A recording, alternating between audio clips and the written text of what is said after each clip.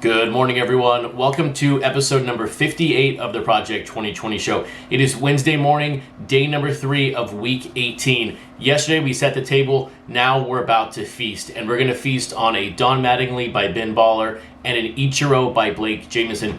We also now have the first look at the pre-order totals for the mic drop from yesterday, and we're a couple of hours away from the buying time on the Monday card. So a ton to get to today in one quick second. Welcome back to my channel. Hopefully you're ready for another exciting day of Project 2020. My name is Chris. I can be reached on Twitter and Instagram at CRT_sportscards, and the website you want to visit for all of your news and notes around Project 2020 is CRTsportscards.com. Just go to the menu, Project 2020, and everything you need is right there. Now, before we feast on Blake Jamieson and Ben Baller, we have an appetizer from Monday to still clear up. And like I said at the beginning, we're a couple of hours away from the buying window ending on these. Where did Nolan Ryan, where did Willie Mays come in after 48 hours on pre-orders, and where do I think their ranges are going to fall? Am I going to stay with the range from yesterday? On the Nolan Ryan by Sophia Cheng, which was my favorite card of the day, I had a target after 48 hours of 115 reserves.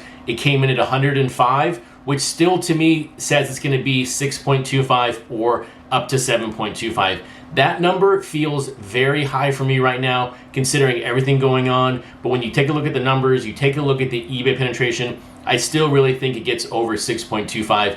At the end of the day, the Nolan Ryan fans are going to drive this card, and I can see this card getting over 6.25. I can also see myself overshooting here again with this card, but the numbers tell me 6.25 or greater. And on the Willie Mays, I had a target of 50 pre-orders. It came in at 51 after 48 hours. So very, very nice to see that card on the dot after 48 hours. And I'm leaving my range from 3.2 to 3.99. I can't see any scenario right now where that card begins with a 4 in it. And if it does, it's because people bought this card irresponsibly and drove up the print run. I just can't see any scenario where this card gets over 4. I like this card in the middle of 3 range above the Gibson from last week, but we will see in a couple of hours. I'm curious though, how many Nolan Ryans and how many Willie Mays did you buy between Monday and this video? So while it will be interesting and fun to look at the pre-order numbers in a couple of hours on the Nolan Ryan and Willie Mays, it's going to be very different. When you think back to last week, the Monday cards really set the tone for us for the entire week. These two cards, when they release their print run numbers, are not going to have any bearing on what happens today, tomorrow, or Friday. Just like today with heavy hitters, we've got tomorrow, we've got some great cards tomorrow, and Friday's still unknown, but we're going to sell and print a ton of cards over the next 3 to 4 days. So hang on, it's going to get high, and it's also why I decided today to look at what are the current prices of cards from 75 to 92, the most recent cards we got in hand, and what can that tell us for buying these cards this week. So we'll cover that here in a second. But now, let's take a look at my second favorite card of the day, and it is going to surprise some of you, but it's going to be this Ichiro by Blake Jamieson. Now, before we talk about Blake Jamieson and Ichiro, I did want to do a collector showcase real quick, and this photo comes to us from Jason Christian. So Jason, thank you for sending this over. And I like this photo for a couple of different reasons. For number one, he's got we get the Blake collection here, we have the Mr. Cartoon collection, and then on the player collection, we have Ricky Henderson. And then he has what I consider the bubble collection. We have Nolan Ryan, we have Sandy Koufax, and we have Ted Williams. Can somebody get him a Griffey? I think we have a couple extra out there we can give him. But also, the other reason I like this photo is because he has Ricky twice. Whereas I have only done one Jackie Robinson for Natural and my Jackie collection. I can appreciate when a collector goes out there and picks up 2 copies for each individual set. So Jason, thank you for sending this over. So I'm sure I surprised some of you right there by saying the Ichiro by Blake Jamieson is my second card, just because I have crushed in the most fun way Ben Baller's cards in the past. And here comes a threading of the needle, because I think I'm on an island when it comes to this card. But this Ichiro, it's my second favorite for one simple reason, and it's a part of the card that I just don't understand from an Ichiro fan and then from just a collector of the set thinking of Blake's work up to this point. When you think of the American flag in the back of the card, he used it on the Maguire because it made sense to Maguire's 1985 card, which some people consider his true rookie card. But when you think of Ichiro, there's, to me, as a person who's a fan of Ichiro, there is nothing American about Ichiro. Ichiro is Japanese through and through. He speaks fluent English, but he doesn't speak it because he speaks Japanese to show respect to his home country. So I don't understand the American flag. And so I really hope, maybe I missed it from Blake explaining it on a live stream. Maybe I'll go back and catch it. And if it was the Japanese flag all the way, I think I'd really, really like the card. But it's the half American, half Japanese flags that it was just like, yeah, this is not for me. But let's take a look now at Blake's work and then Ichiro overall. Now this will be Blake's 9th card in Project 2020. We most recently saw him with the Willie Mays, and before that it was the Fanny Pack Mariano Rivera. But he had card number 100, which is his largest print run, 74,862. And then his lowest printed card is maybe his best card, which is the Mattingly at 2,409. And then taking a look at Ichiro, this is also Ichiro's 9th card in the set, recently with the Grotesque and the Natural. So my two favorite artists back to back. So it's going to be a tough stretch from here on out on Ichiro. But his highest printed card, because he really missed the entire bubble, was the King Saladin at 11,425. And then his lowest printed card is, of course, card number 1, and it is 1,334. So when you go, hey Chris, what are your favorites on Blake Jamieson and Ichiro? Before I say my favorites, I'm curious, what are your favorites? Leave a comment below as far as your favorite Blake and your favorite Ichiro. But on the Blake Jamieson, it's really 1A and 1B. I tend to think that Mattingly is the best. I like his first 4 to 5 cards better than his most recent cards, but there is also part of me that really likes that Ricky Henderson. So for me, it's probably going to be the Mattingly and the Ricky 1A and 1B. And then on Ichiro, this is definitely 1A and 1B, but it's more like 1A and 1AA. It's Natural first, and then it is Grotesque. Those two are going to be the top in my catalog right now for Ichiro, but we'll see what happens. There's still like 11 cards left, so that could change. I could fall out of love with Grotesque or Natural as we go through this, but right now, through almost the 50% mark, it's all Grotesque and all Natural for Ichiro.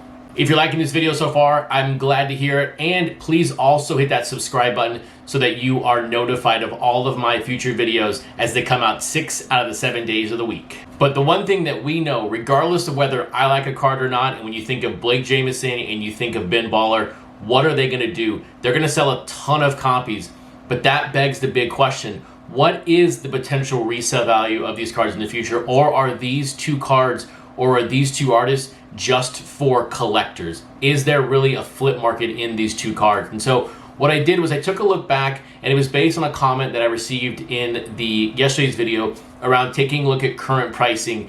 Cards 75 to 92.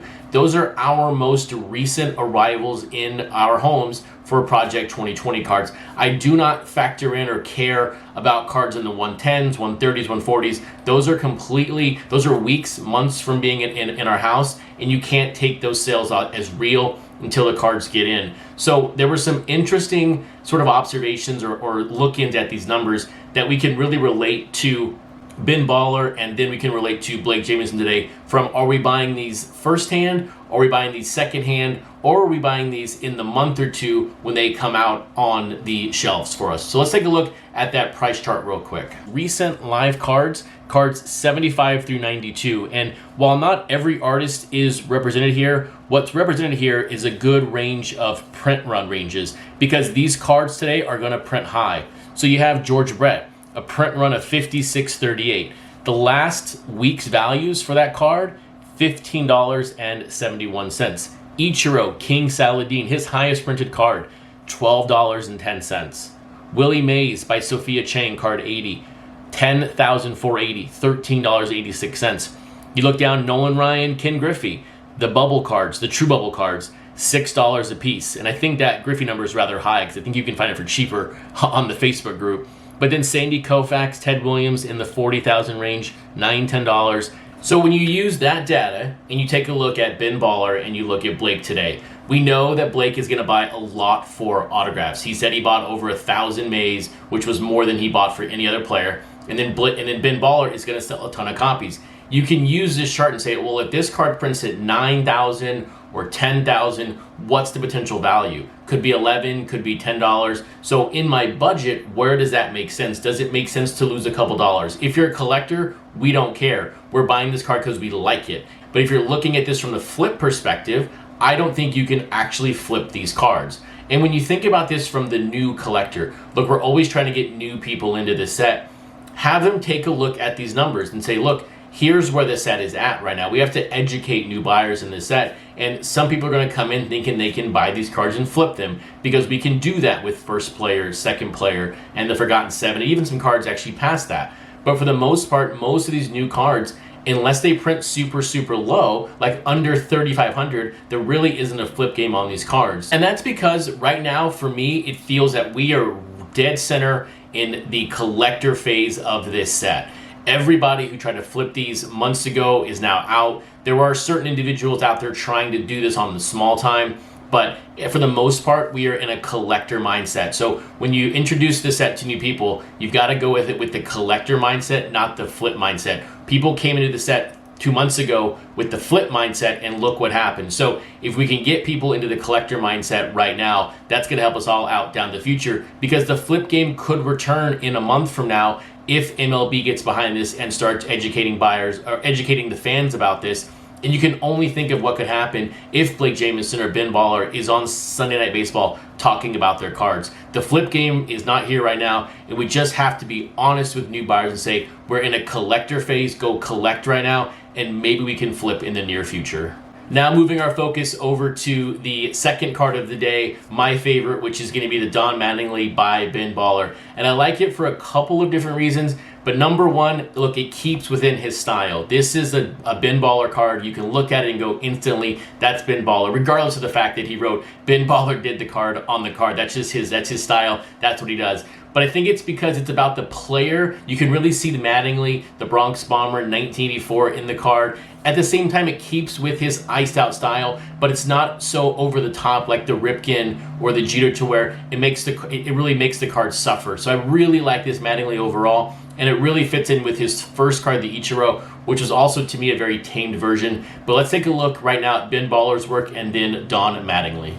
Taking a look now at Ben Baller's cards, this is his 9th card in Project 2020. Ermsey remains the only artist with 10. We saw him most recently with the Mariano Rivera, and before that it was the Derek Jeter. And that Derek Jeter is his highest printed card at 64,088. And no surprise here, his lowest printed card is the Ichiro that we just spoke about a few minutes ago, and it's 1334. Now taking a look at Don Mattingly, this is also his 9th card of this set. We saw him most recently with the Fucci pen strap card, and then before that with the really clean photo from Old Man Allen. On a print run scale, his highest printed card is the Don Mattingly from Mr. Cartoon at 27299, and his lowest card is his first card, just like Ichiro, 1686. So what are my favorite Ben Baller and Don Mattingly cards at the moment? Right now with Ben Baller, it is card number 1. I'll never own that card unless it's like 2030 and everything in this set has gone way down in value, but I really like card number 1. And then on Don Mattingly, this might surprise you. It's not going to be the Blake Jamieson card. It's going to be the Old Man Allen. The more I see his cards come together in an entire spread, I really like his photos and what his cards do, because the photos fit his style. I'm curious though, what are your favorite Ben Baller and Don Mattingly cards? Now shifting our focus over to the Tuesday cards, and where did they come in on the pre-order scale? The Mike Trout, no surprise, leading the way at over 140 pre-orders after 24 hours. But that number, 143, is actually lower than his Sophia Chang at this moment. So it's a very interesting situation here. Is the Natural Mike Trout going to print underneath the Sophia Chang? Right now, I'm putting my range underneath Sophia Chang's. I'm very surprised by this. I really thought that this card would come out over the Sophia Chang. Sophia Chang at this moment had over 190 reservations, right? Yeah. So we're talking a 50 card difference. So with the 50 card difference, I have a target 48-hour reservation total of Mike Trout at 230, which then, when you look at all the eBay penetration numbers, I'm looking at a print run range here of 11 to 13,000, but not over 13.1. I really like this card in the 12,000 range. 11,000 for Mike Trout seems very, very low when you pair it right now with the Ben Baller, the Blake Jamieson card. At the same time, Anything over 13.1 feels like just a boatload of cards, and I don't think we're going to get over 13.1 with this card. On Ricky Henderson, we did have 81 pre-orders come in after 24 hours, which was more than a Nolan Ryan, which was more than any card last week. So these two cards are leading the way for the past 14 releases in Project 2020. So when you take a look at that number and you look at 81, you look at other cards in similar ranges, I'm looking at a total reservation total of 130 with a print run range right now of 6.5 to 7.5. This one will definitely do more than the Tony Gwynn, but I don't think it's over 7.5. 7.5 is a very high number of cards in the moment with Project 2020. If you like this video, please give it a thumbs up. And if you want more news and notes from me from Project 2020, please check out that playlist on the screen right now.